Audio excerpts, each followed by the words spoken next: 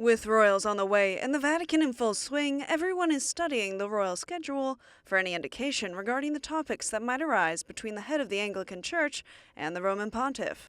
While topics like care of creation and Laudato Si have been confirmed themes of the visit, there's also a solid underlying message of ecumenism or the unification of Christian churches. This may come as a surprise to history buffs, as the separation of the Church of England from the Catholic Church under King Henry VIII was not without conflict, violence, and martyrdom.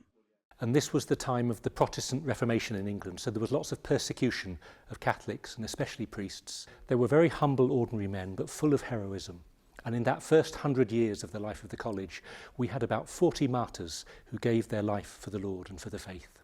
However, this trip between the Roman pontiff and the head of the Church of England seems to focus on moving forward and remembering what unifies the two churches rather than what divides them.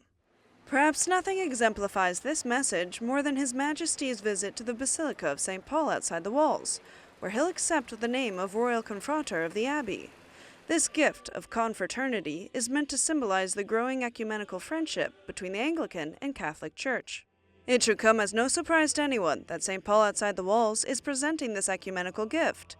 The Basilica has a long history of ecumenical gestures.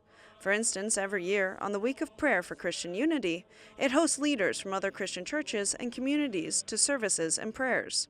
Remember that during the Extraordinary Jubilee of 2016, Pope Francis walked together with representatives of the Orthodox and Anglican churches through the Holy Door of the Basilica. St. Paul outside the walls also holds some more personal ties to the British royal family.